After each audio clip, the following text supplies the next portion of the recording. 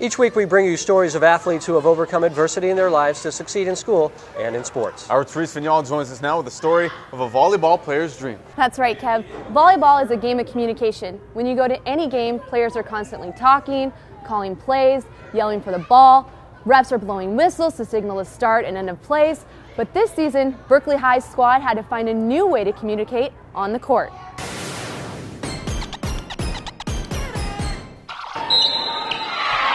Cheers and whistles are the sounds you can find at any volleyball game.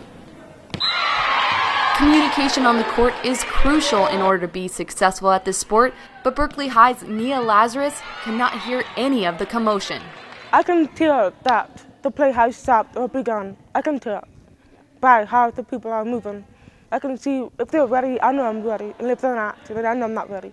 When Nia was 11 months old, she contracted a bacterial infection called spinal meningitis, an extremely serious illness which might result in death or even brain damage. Luckily, Nia survived, but as a result of her 107-degree fever, Nia became deaf.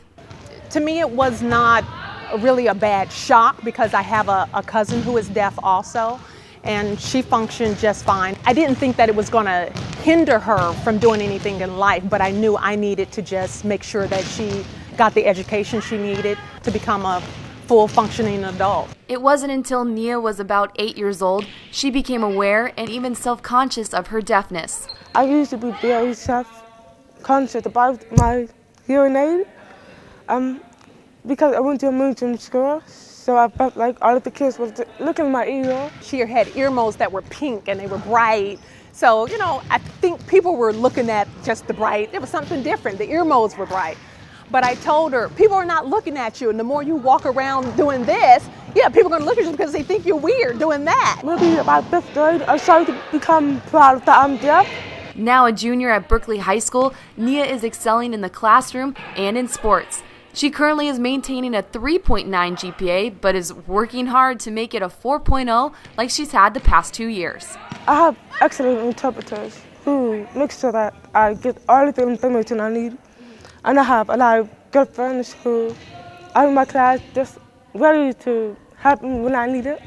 And I don't feel obstructed by my deafness. 2 years ago, Nia picked up the game of volleyball for the first time. The real challenge for Nia's coaches and teammates is finding other ways to communicate with her. Whether it be like stomping on the floor, because she can, you can feel that. But it's something that you have to work on. But it definitely, it's a challenge. If I was like deaf, then it'd be so much harder to.